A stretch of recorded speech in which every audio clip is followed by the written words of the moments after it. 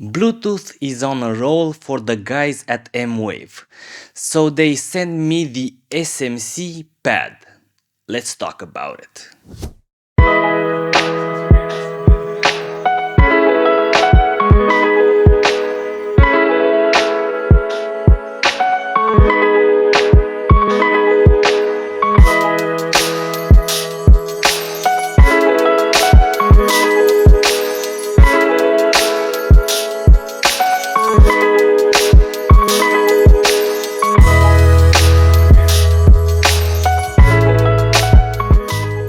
This is a useful instrument for controlling some of your DAW's features, your external synths, launching clips or playing samples.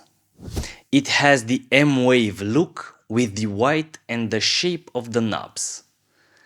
It comes in the box with the instructions manual, a USB-C cable and the device, so nothing fancy there. The build quality is pretty good, even though it is made out of plastic. It seems durable and can take some beating.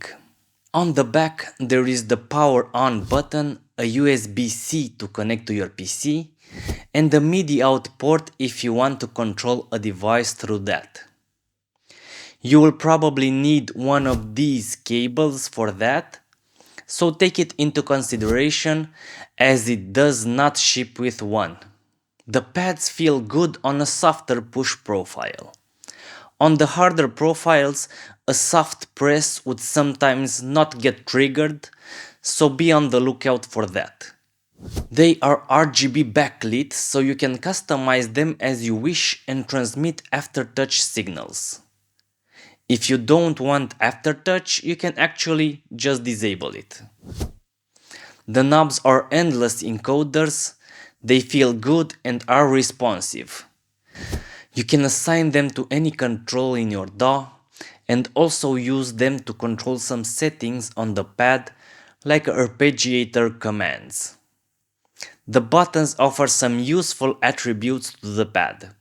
You have the ones that help for quick navigation within your DAW or the transport control for fast workflow. The shift button allows you to access new functions on your pads like transpose, velocity type, and to change your presets. You can have up to 8 presets saved for your pad that you can change on the fly. The note repeat button works in conjunction with the built-in arpeggiator for some fast beats when the inspiration hits. The two bank buttons can change between two presets for pads and knobs. So overall, you have enough options to customize as you please. To get all those functions, you must go into your DAW, in my case Ableton Live, and under Preferences MIDI, use Mackie Control as a control surface. Don't forget to set the ins and the outs to the SMC-Pad. This is applicable when you connect the device through the USB connection. Finally, the most obvious button is the one that lights up blue and enables the Bluetooth connection. For Windows, the guys at M-Wave recommend using the Korg BLE driver, but as I said in my SMK25 MIDI keyboard review, this doesn't work. I think they should just own up to this and develop a driver themselves to go with their hardware gadgets. The only way I know that works is through the Loop MIDI and the MIDI Berry apps, to which I will leave links in the description. For a quick tutorial, after you connect your pad in Windows and everything should be good, it just takes a few seconds and it will disconnect with no explanation added. You then open the Loop MIDI app and then the MIDI Berry. You set your input in the MIDI Berry app to the SMC-Pad and your output to the Loop MIDI app. And then, when you press the pads, you can actually see what MIDI info is being sent. You then jump into Ableton Live to configure the controller. In Options, Preferences, at the MIDI section, you must select Loop MIDI port for input and output, and then, like magic, you can play the pad over Bluetooth.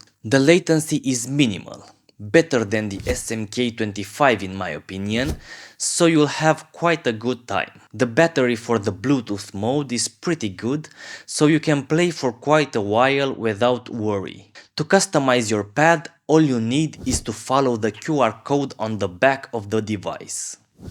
It will lead you to download the MIDI Suite app, where you can customize every little thing about your pad. There is an app for your phone as well, the Cube Suite, that you can use to connect and play your favorite tunes or SketchUp ideas.